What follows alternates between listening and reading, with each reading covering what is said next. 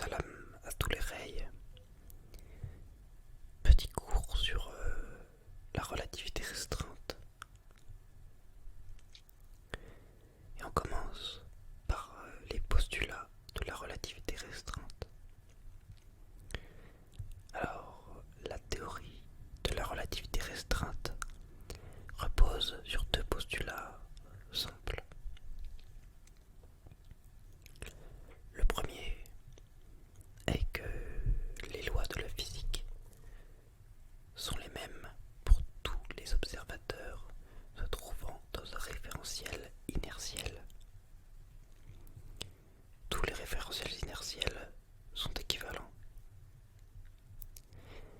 Dans ce postulat énoncé par Einstein, on retrouve l'idée de Galilée, selon laquelle les lois de la mécanique étaient les mêmes dans tous les référentiels inertiels. Einstein élargit cette idée en y incluant toutes les lois de la physique. Il faut comprendre dans ce postulat que les valeurs mesurées ne sont pas forcément les mêmes dans tous ces référentiels inertiels. Certaines valeurs restent les mêmes. On parle alors d'invariants relativistes. Mais la plupart ne le sont pas. On dit donc qu'elles sont relatives.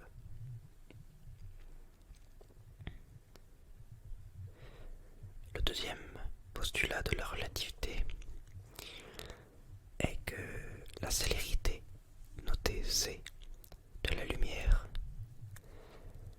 est la vitesse limite dans la nature. C'est un invariant relativiste. La lumière voyage à cette vitesse limite, comme toutes les particules sans masse, comme le neutrino. Parlons maintenant de l'expérience de Michelson et Morley. Michelson construisit entre 1881 et 1887 un interféromètre pour vérifier la présence de l'hypothétique éther dans lequel se déplacerait la lumière, postulat proposé par Fresnel au début du XIXe siècle. Grâce à son nouvel interféromètre et à ses expériences d'une précision jusqu'alors inégalée, Michelson et Morley montrèrent que l'éther n'existe pas. La lumière peut se propager dans un milieu non matériel et que la vitesse de la lumière est la même dans toutes les directions. C'est-à-dire que quelle que soit la rotation de la Terre, que la vitesse d'entraînement soit dans le même sens que la lumière ou pas, on trouve la même vitesse c pour la lumière.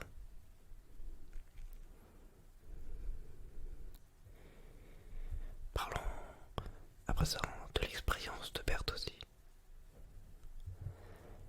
L'existence d'une vitesse limite pour les électrons accélérés a été démontrée par Bertozzi en 1964. L'énergie cinétique mesurée augmente jusqu'à de très grandes valeurs alors que sa masse n'augmente pas de manière appréciable.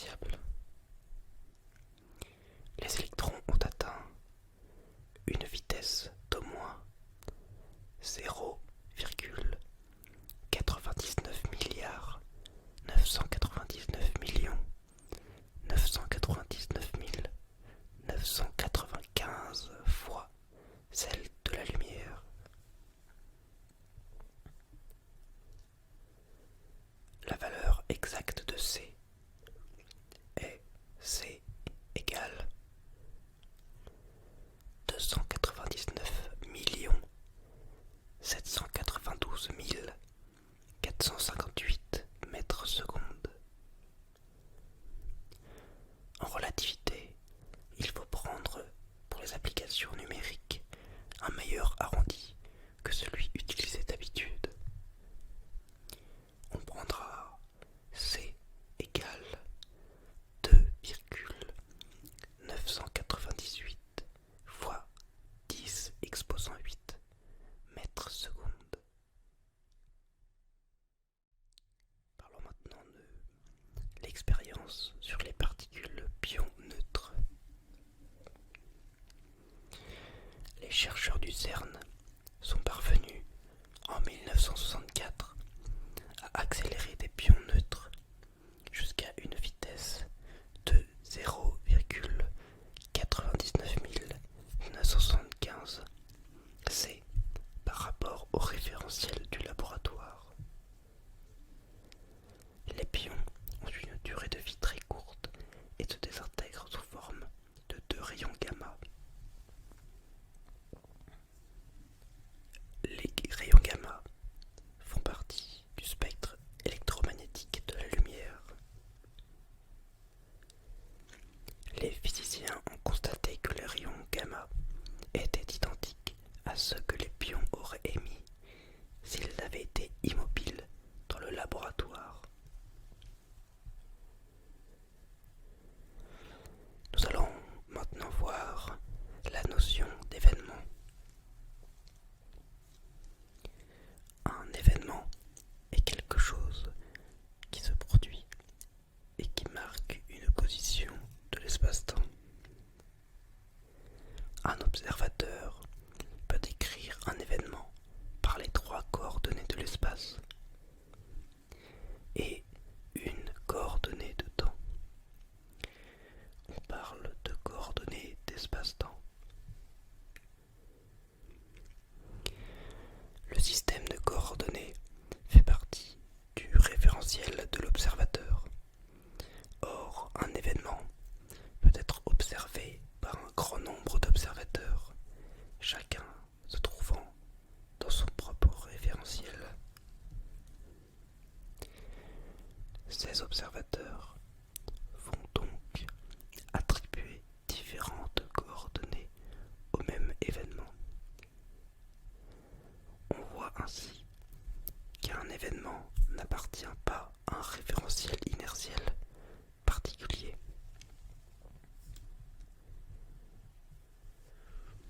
Et enfin, nous allons parler de la relativité, de la simultanéité. La simultanéité n'est pas un concept absolu, mais relatif. Elle dépend du mouvement de l'observateur. Prenons un exemple pour illustrer le fait que la simultanéité n'est pas absolue. Zoé et Lucien sont chacun dans un vaisseau spatial. Ils volent très près l'un de l'autre. Zoé et Lucien sont au milieu de leurs vaisseaux respectifs. Le vaisseau spatial de Zoé se déplace à une vitesse v par rapport à celui de Lucien. Chaque vaisseau spatial est un référentiel inertiel. 2 météorites heurtent l'avant et l'arrière des vaisseaux spatiaux. Une étincelle rouge apparaît alors à l'avant des vaisseaux spatiaux, tandis qu'une étincelle bleue apparaît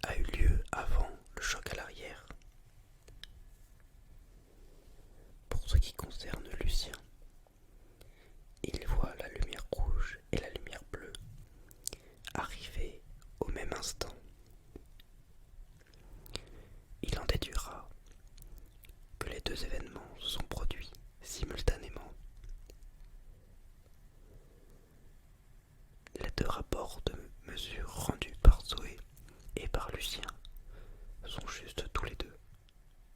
Par conséquent, la notion de simultanéité est relative. Nous allons maintenant voir la relativité du temps.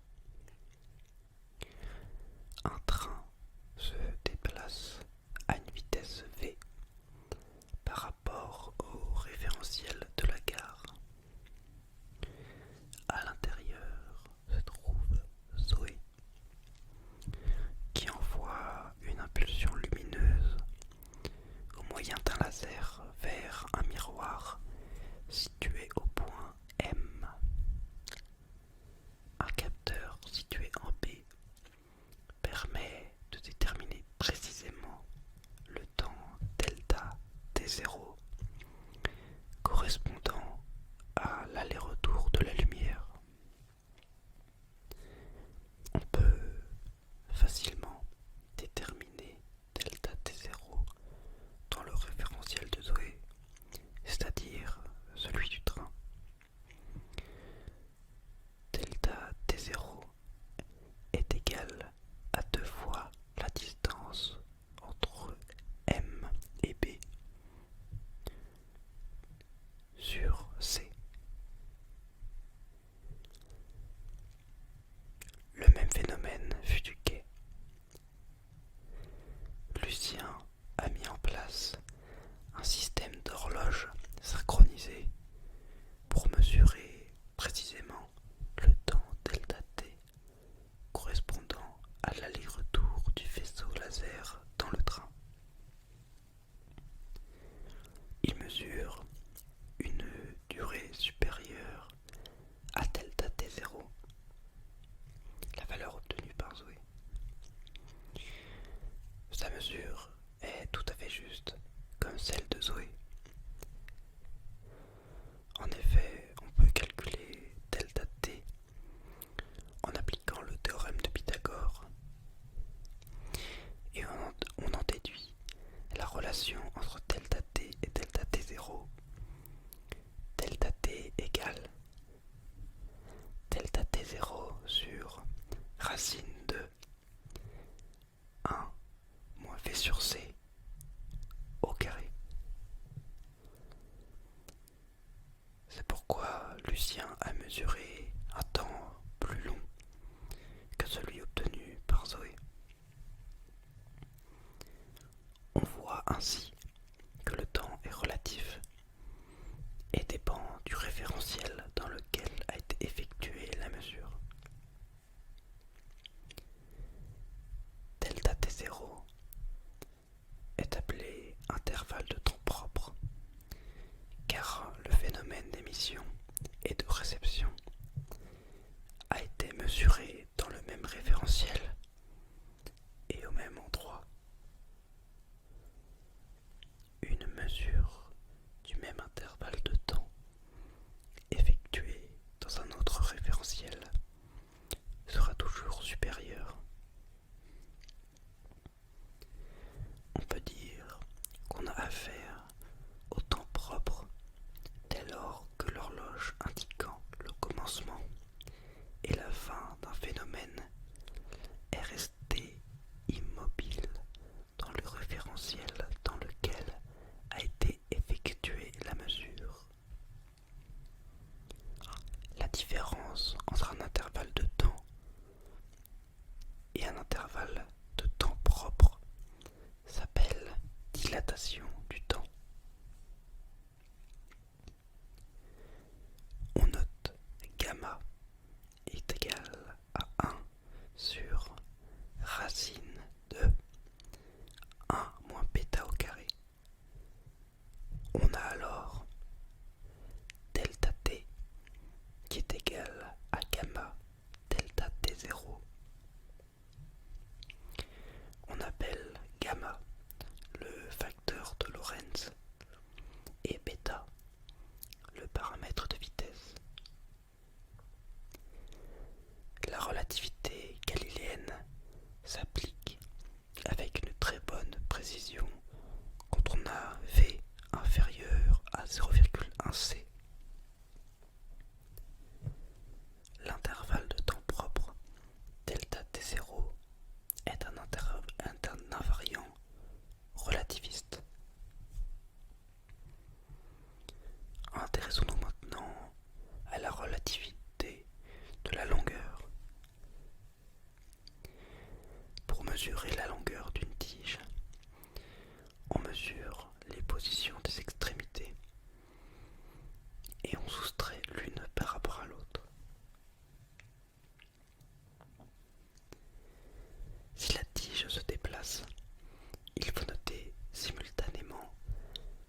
position des extrémités dans notre référentiel.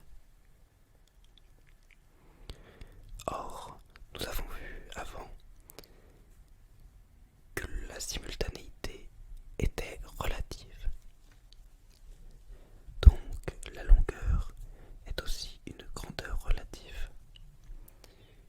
On a la relation L est égal à L0 sur gamma.